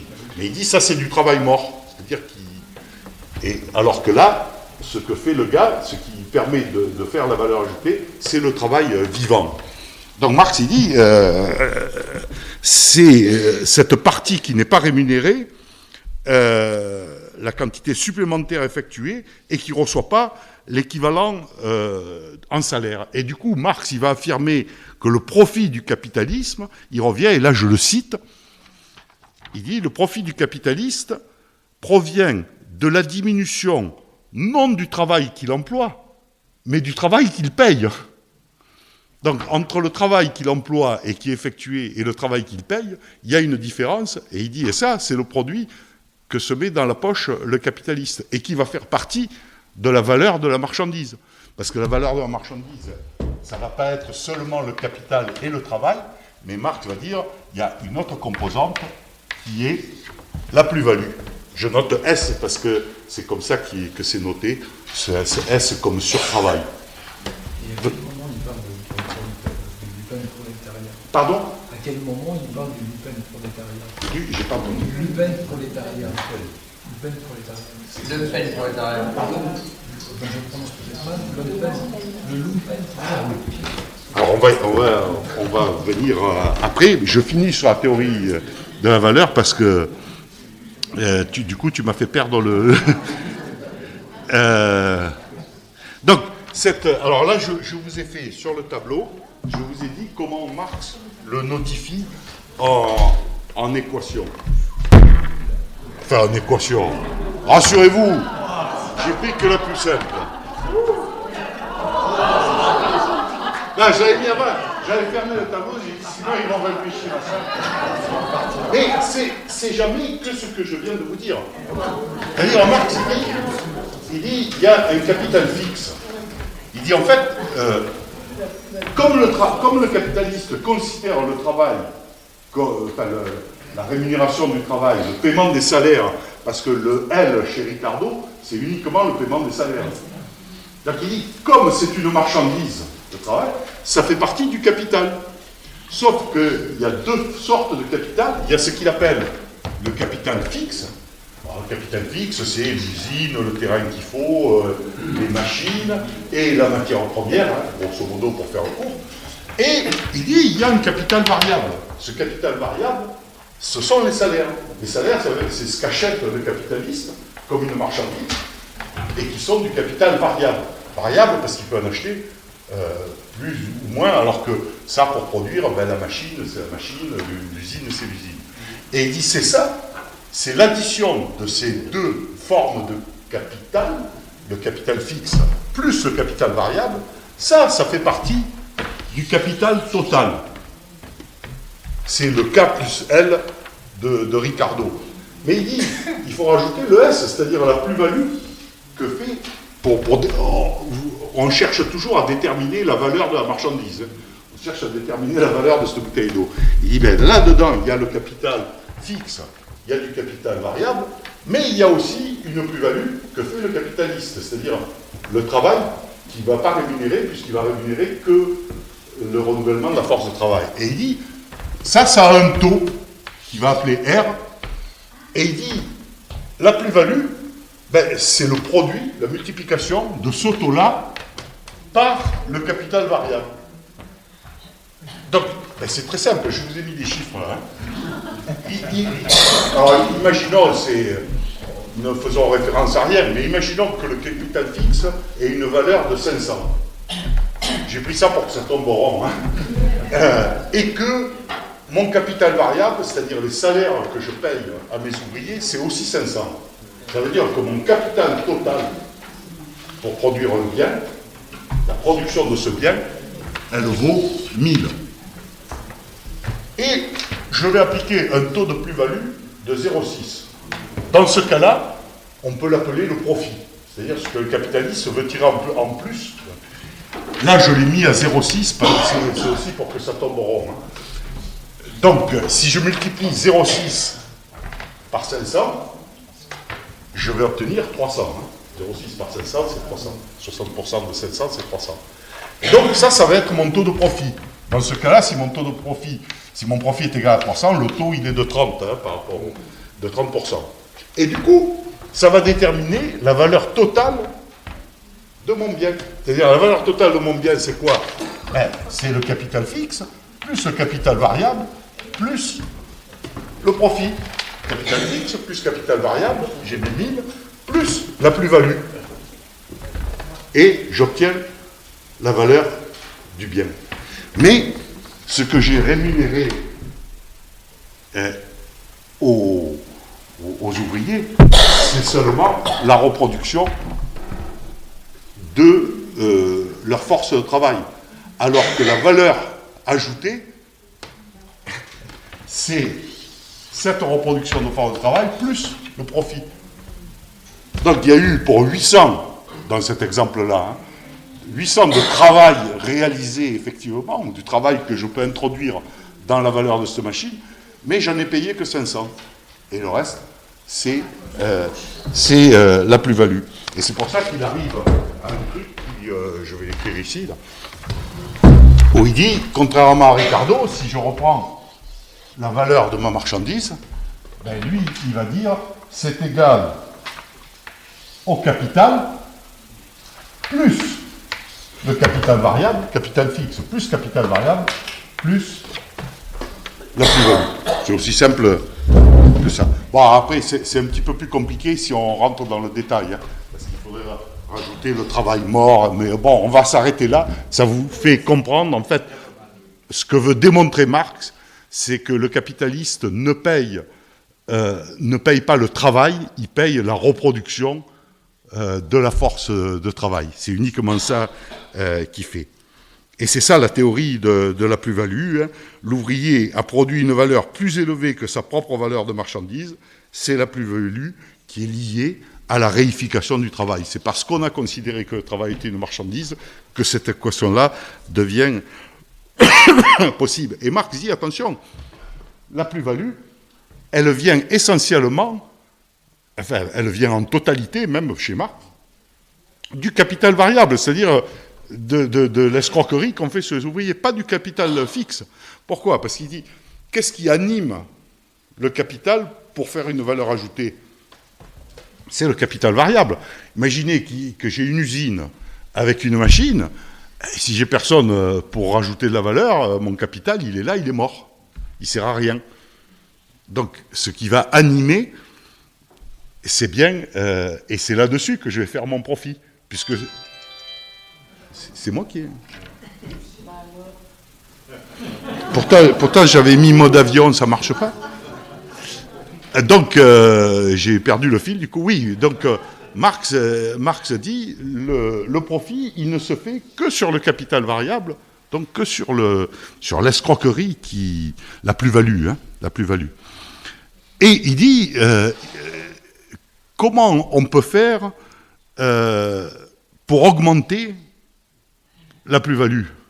Vu qu'on peut jouer que sur ce facteur-là, à production égale, hein, évidemment, ben, j'ai deux possibilités. Il dit, jusqu'à présent, c'est Marx qui dit ça, jusqu'à présent, qu'est-ce qu'on fait ? On rallongeait la journée de travail, c'est-à-dire qu'on payait le mec toujours pareil, pour qu'il renouvelle sa force de travail et qu'il ne meure pas, etc. Et je rallonge sa journée de travail. Ça, c'était une possibilité. Et il dit, il y a une deuxième possibilité, plus sournoise, qui est d'augmenter la productivité. C'est-à-dire, le type, il travaille toujours et le même temps, mais il travaille 2 fois plus dans ce temps-là, ou en étant 2 fois plus productif. Et ça va avoir comme conséquence dans le capitalisme, ou du moins, ça aura comme cause dans le capitalisme, le travail à la chaîne, par exemple. Hein. Plus je morcelle le travail, et plus je vais augmenter la productivité du travail, donc sans toucher ni les salaires, ni le temps de travail, je vais augmenter le travail réalisé. C'est-à-dire que j'augmente le travail sans augmenter la rémunération de la reproduction de la force de travail. Toute l'astuce, elle vient de là. Ah, bien sûr que... Oui, voilà, mais c'est ce qui fait la lutte des classes, parce que, évidemment, tout le monde n'est pas d'accord avec ça. Et Marx, il dit, et l'État est complice, parce que c'est l'État qui s'efforce de prolonger la journée ou qui s'efforce à inciter à plus de productivité. Et si vous analysez les mesures économiques qui ont été prises depuis les 30 dernières années, et notamment la dernière année, vous apercevez qu'on est exactement là-dedans. Et ce travail à la chaîne qui contribue à la réification du travail et à la réification du producteur, c'est-à-dire de l'ouvrier, ben, la division du travail, c'est un mouvement constant du capitalisme comme conséquence d'une recherche de rentabilité accrue. Et alors pourquoi il va rechercher une rentabilité accrue ? Parce que ça, j'avais mis, c'est autant 1. Mais autant 2, à capital total égal. Hein. Le capitaliste, là, c'est ce que Marx va appeler, je ne sais pas si je vais l'aborder parce que c'est un peu compliqué peut-être ça, non ? Je sais pas, je me tourne vers... Qu'est-ce que tu en penses ? Je me tourne vers un collègue philosophe. Marx va dire, dans le capitalisme, pourquoi le capitalisme est toujours obligé de courir de plus en plus vite et de produire de plus en plus pour que ça fonctionne, un peu comme sur une bicyclette, et il faut continuer de pédaler et de plus en plus vite, sinon on se casse la figure.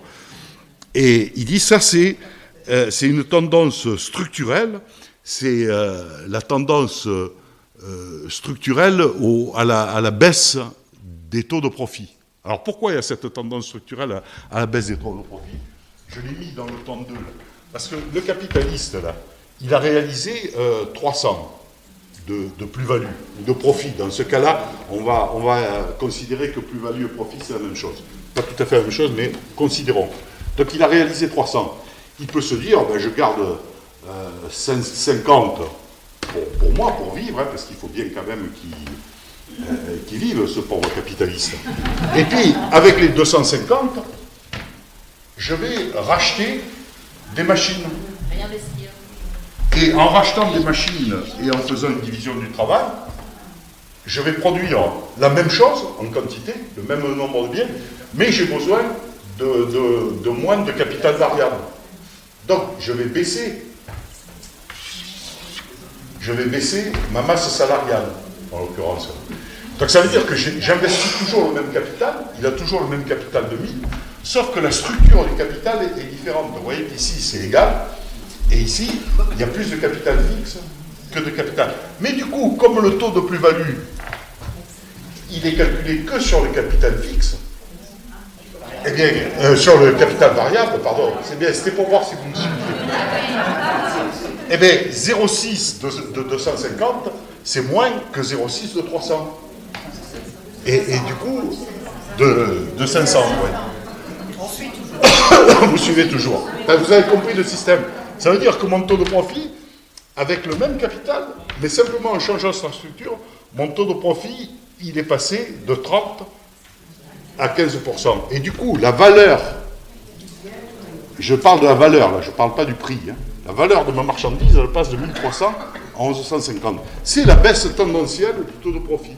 Et donc, pour contrer cette baisse tendancielle, soit, enfin, on ne va pas rentrer dans les détails, mais il y a la concurrence qui peut faire baisser tendanciellement le taux de profit, parce que moi, je vais dire, ben, moi, capitaliste, ça me suffit, je vends ça, mais le mec qui vend des 1300 ou plus, il va être obligé de baisser son taux, ou alors de produire plus.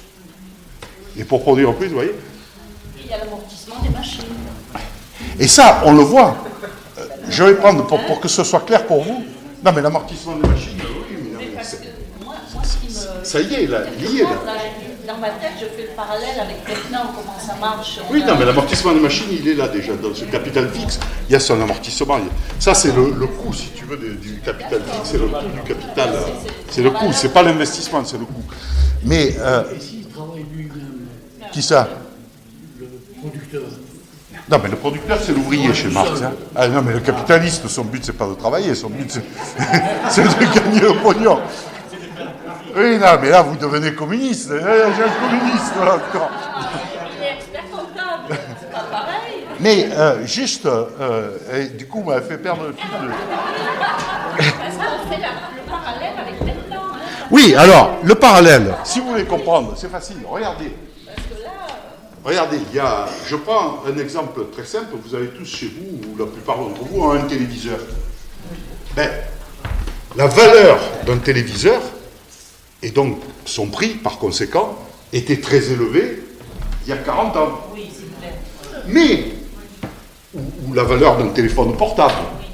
Mais, comme le capitaliste a pu investir dans des technologies nouvelles, et dans de la matière première différente, etc. Donc ça veut dire qu'il a investi, il a augmenté sa part de capital fixe, et il a diminué son capital variable. Du coup, peut-être il fait moins de profit, mais ça lui permet, avec le jeu de la concurrence, de baisser les prix. Et c'est comme ça que les prix des produits baissent au fur et à mesure qu'il y a plus de technologie ou d'investissement. Et oui, parce que... Mais oui, parce que là, on parle en pourcentage. Mais si le type, il raisonne non pas en pourcentage, mais en valeur absolue, il faut qu'il en vende plus pour... Avec le même prix. Pas obligatoirement avec la même valeur. Oui, mais c'est justement la raison pour laquelle le capitalisme est condamné à produire toujours plus si le capitaliste veut garder son même profit. C'est pour ça que le capitalisme court à sa perte. C'est une des des critiques que fait Marx en disant ce système-là, il conduit à sa perte parce qu'il faut toujours produire plus pour pas se casser la figure. Il faut toujours pédaler plus vite pour pas tomber. Alors donc, je termine quand même sur un truc parce que cet accroissement plus rapide du capital constant par rapport au capital variable, hein, cette composition, c'est le rapport de C sur V. Hein. Plus C sur V augmente, c'est ça qui conduit à la tendance structurelle hein, du baisse du taux de profit. Et qu'est-ce que ça a comme conséquence, cette accumulation de capital? Ça a comme conséquence la concentration du capital. C'est-à-dire que s'il y a beaucoup de capitalistes, il y en a certains qui vont faire faillite à cause de ça. Hein, parce que leur taux de profit va baisser, ils vont faire faillite. Et du coup, c'est ceux qui ne feront pas faillite qui récupéreront le bébé. Je vous prends un exemple que vous vivez tous les jours. Tous les jours. Prenons l'exemple de la boulangerie. Si il y a plein d'artisans qui fabriquent, hein, donc ils sont à la fois, comme ils sont producteurs et propriétaires, ils ne sont pas prolétaires. Mais ils vont faire faillite parce que les autres vont produire plus et en accumulant du capital. Et c'est ça qui fait qu'il y a des grands groupes, Banette, vous voyez, Banette, machin et tout. Donc on s'aperçoit à la disparition et à la prolétarisation des artisans au profit de l'industriel capitaliste qui va... Et donc il y a une condensation du capital, c'est-à-dire le capital se condense en de moins en moins de mains. Et je vous ai pris l'exemple de la boulangerie, mais on pourrait en prendre... comme ça, en pagaille. Et l'histoire du capitalisme, dit Marx, c'est justement l'histoire de la lutte des capitalistes contre cette baisse tendancielle du taux de profit. Mais il y a une autre contradiction. L'autre contradiction du capitaliste, c'est qu'il dit, du système capitaliste, c'est Marx, c'est qu'il dit, mais l'ouvrier, c'est aussi un consommateur, parce qu'il faut bien qu'il recompose. Et en limitant les salaires pour augmenter sa plus-value, eh bien, le patron capitaliste, il limite du même coup le pouvoir d'achat des salariés d'acheter ses propres produits. Et la contradiction, elle est là, c'est qu'un capitaliste, son intérêt, c'est de diminuer le capital variable au maximum, c'est-à-dire diminuer le salaire, mais il espère dans le même temps que ses concurrents ne vont pas faire la même chose. Parce que si ses concurrents augmentent le taux de salaire, ça lui permet à lui de vendre ses produits. Il faut trouver la finance. Il n'a pas étudié ce problème-là, enfin, en tout cas pas. Donc, c'est la raison pour laquelle tout ce que je vous ai raconté là, plus évidemment le travail à la chaîne, enfin tout ça, Marx dit, ça fait changer la nature du travail, et le travail est devenu aliénant. Et on va voir là l'aliénation qui fonde toute l'œuvre de Marx, en tout cas dans le Capital, mais pratiquement dans tout. Cette aliénation, elle empêche aux producteurs, aux prolétaires, de voir l'injustice et l'exploitation qu'il subit. Pourquoi ? Parce que l'aliénation prend des formes différentes. C'est pas un monolithe, l'aliénation. Il y a des formes différentes, mais toutes concourent à ce que le prolétaire qui n'a pour vivre que la reconstitution de sa force de travail, pour qu'il oublie ça et qu'il ne se rebelle pas trop, quoi. Et donc, c'est quoi les formes d'aliénation ? C'est déjà l'aliénation du travail lui-même, puisque l'ouvrier, il va être obligé de faire de son essence. Vous vous rappelez que je vous ai dit que Marx pensait que le travail, c'est l'essence de l'homme, mais la réification du travail va faire de son essence son moyen d'existence. C'est-à-dire, il y a un transfert, c'est plus l'essence de l'homme, c'est seulement son moyen d'existence. C'est plus l'essence. Marx le dit d'ailleurs, voilà, l'ouvrier est obligé de faire de son essence un moyen pour assurer son existence. Ça résume, je pense que cette phrase, il n'y a pas besoin d'aller plus loin, hein, elle résume toute l'aliénation du travail dans cette formule. Et pourquoi ? Parce que le travail est devenu aussi aliénant, parce qu'il a subordonné l'individu, le producteur, à des moyens de production privés. Il en est dépendant. Et comme l'autre, enfin le capitaliste, lui, il n'a pas d'autre finalité qu'une production de marchandises vénale, dit Marx, c'est-à-dire qu'on peut payer en espèces qui est destiné à des échanges économiques, eh bien, l'ouvrier, enfin le prolétaire, est dépourvu de ses valeurs humaines. Il est considéré comme une machine. Et en plus, avec le travail à la chaîne, et il dit c'est même pénalisant pour le capitaliste lui-même, mais il s'en aperçoit pas parce qu'il a une vision à court terme, parce qu'il dit le travail à la chaîne, parce que ça commence le travail à la chaîne au moment de Marx, après ça s'amplifiera, il dit avec le travail à la chaîne, l'ouvrier ne s'identifie plus à la marchandise qui contribue à produire. Je veux dire, si je suis ouvrier, mais que je produis ce téléphone de A jusqu'à Z, je peux être fier de moi en disant, ça c'est quand même, c'est moi qui l'ai fait, quoi. Donc il y a une fierté de l'ouvrier. Maintenant, si moi je fais juste une soudure à l'intérieur du truc, je ne vais pas m'identifier au téléphone. Donc cette réification et ce travail à la chaîne fait que l'ouvrier, le producteur, perd la relation à la marchandise. Et donc, comme il perd la relation à la marchandise, il perd la relation à la valeur de la marchandise. Parce qu'il devient, aux yeux de l'acheteur, il devient complètement anonyme. On ne sait pas qui c'est qui. Ouais, on a dit, c'est Samsung, ou je ne sais pas qu'est-ce que c'est celui-là, qui a fabriqué ce téléphone, mais vous voyez, il n'y a pas, on peut pas, voilà, c'est un anonymat complet. Et donc, le travail devient abstrait, dit Marx, et chaque salarié du système capitaliste n'est capable d'assumer qu'une petite partie, il est qu'un rouage du mécanisme, et il ne peut pas avoir de vie individuelle, au sens que Marx veut lui donner, c'est-à-dire il ne peut pas donner de sens à sa vie.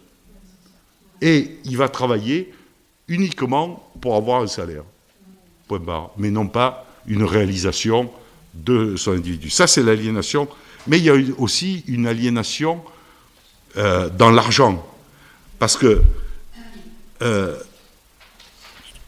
vous ai dit, il y a la réification du travail. Le travail est considéré comme une marchandise.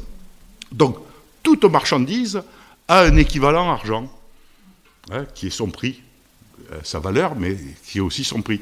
Donc, et le travail, ou la force de travail, elle a un équivalent argent. Et là, il y a un changement de paradigme aussi, mais que je ne vais peut-être pas développer, mais juste vous notez la formule. L'argent lui-même est considéré comme une marchandise. Et avant, l'argent, c'était quoi ? C'était pour faciliter les échanges. Comme je ne savais pas convertir le téléphone en stylo, je donnais un prix et puis on s'échangeait de l'argent parce que sinon j'aurais eu 25 stylos pour avoir le téléphone. Vous voyez ce que je veux dire ? Dans un système de troc. Donc, l'argent, la monnaie, servait à faciliter le troc. Et donc Marx dit, on avait une marchandise que j'avais produite.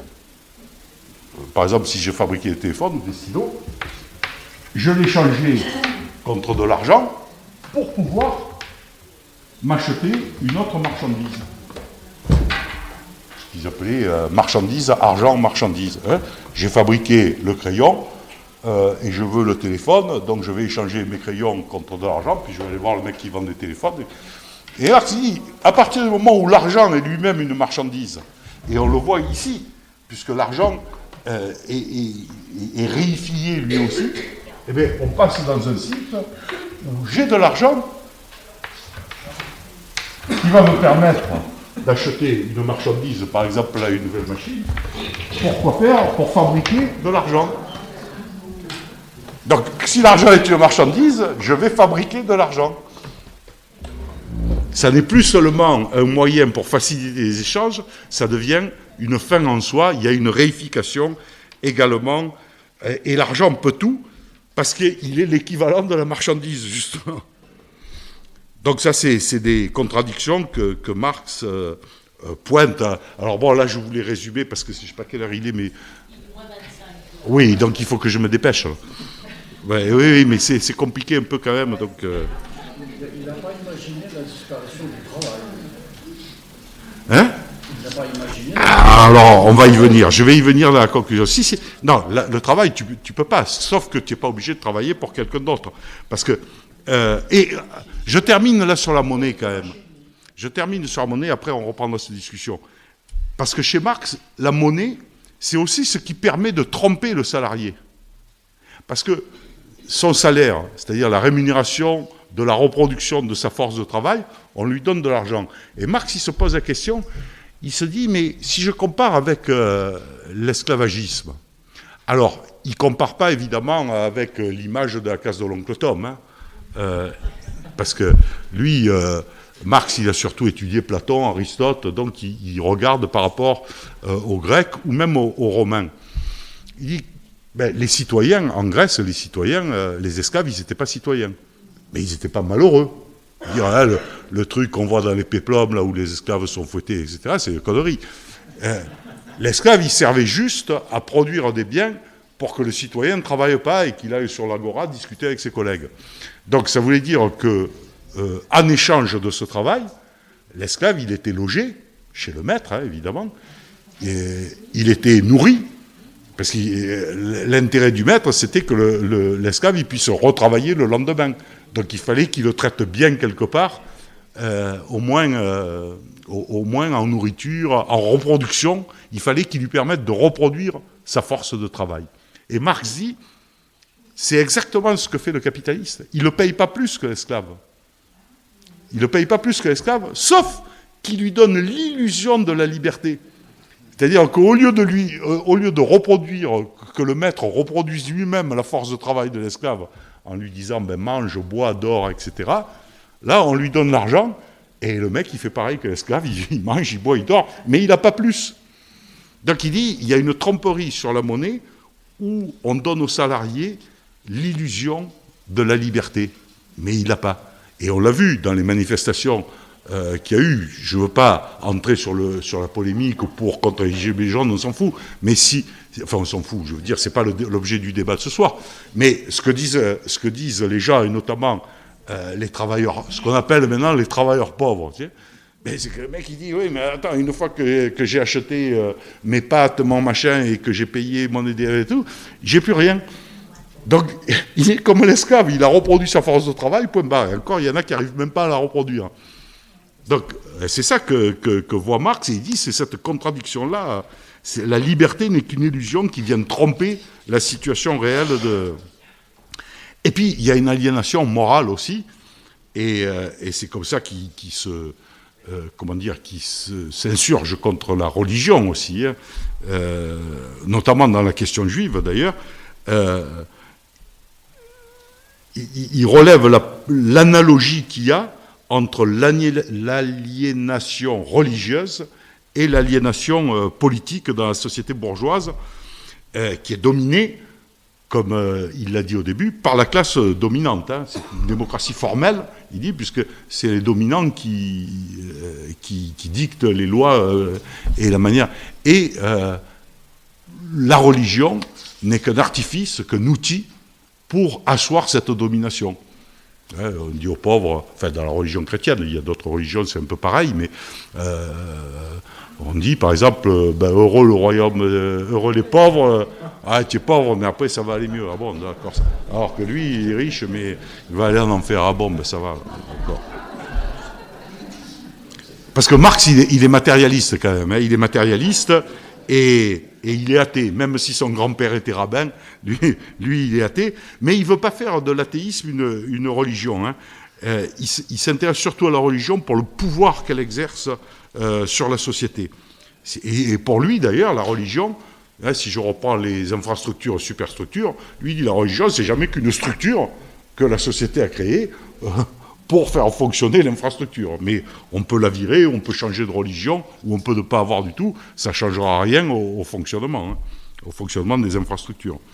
Et il dit quand même, dans tous les pays européens dont qu'il connaît, que ce soit l'Allemagne, la France, l'Angleterre, il dit quand même la religion est toujours l'allié du pouvoir dominant.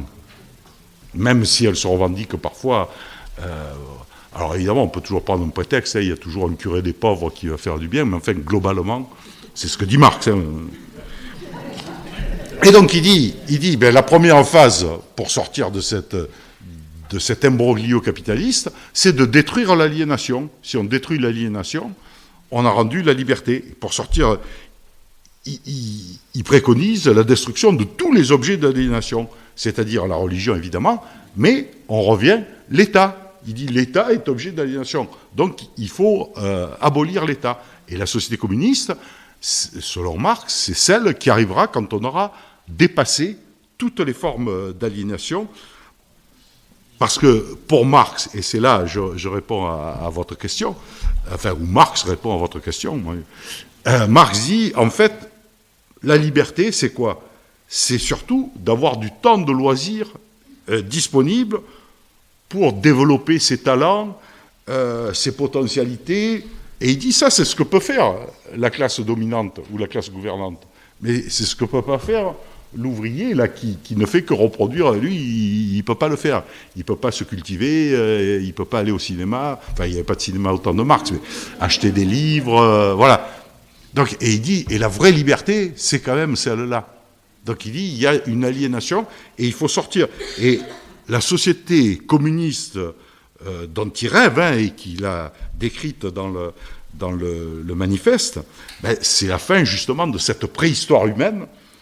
Et il le dit, là je vais le lire, c'est plus facile de citer Marx que de dire moi, il dit la suppression positive de toute aliénation, c'est-à-dire la sortie de l'homme hors de la religion, de la famille, de l'État, et son retour à son existence humaine, c'est-à-dire sociale.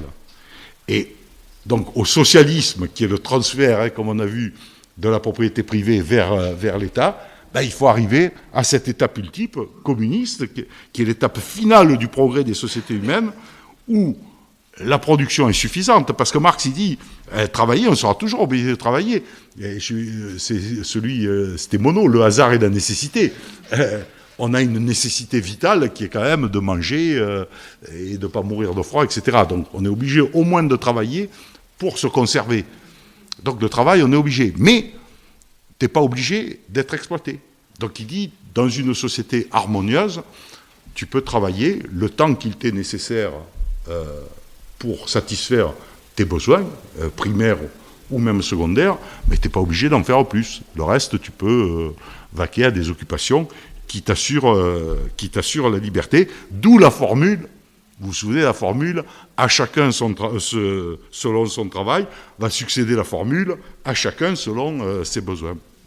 Et comme ça, le communisme, qui est encore à l'état de programme chez Marx, c'est la solution de tous les antagonismes, comme il l'écrivait déjà dans les manuscrits de 1944, où il écrivait « Le communisme est l'énigme résolue de l'histoire, et il sait qu'il est cette solution. » Voilà.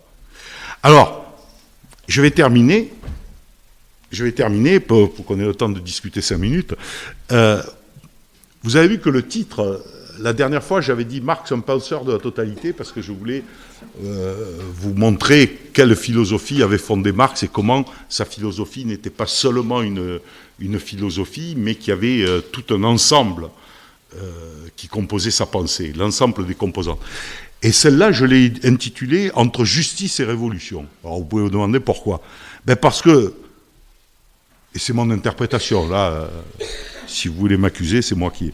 Parce que je me suis dit, la révolution, c'est quoi? C'est la révolution prolétarienne dont parle le manifeste. Mais le capital, pour ceux qui l'ont lu ou qui voudront le lire, ça peut être aussi considéré comme une théorie de la justice à travers la critique du système capitaliste. C'est une théorie de la justice.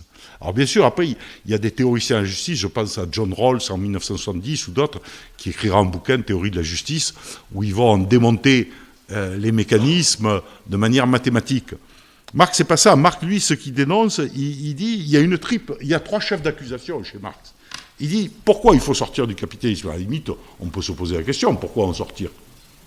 Et Marx, il dit, il y a 3 chefs d'accusation. Le premier, c'est que, intrinsèquement, à cause de cette théorie de la valeur, d'accumulation du capital, etc., que je n'ai pas eu le temps de développer en détail, mais si vous le lisez, vous verrez que c'est très bien foutu comment il le détaille. Il dit, c'est intrinsèquement un système qui est irrationnel et gaspilleur. Puisqu'on est obligé de toujours produire plus, et plus que ce qu'on a besoin.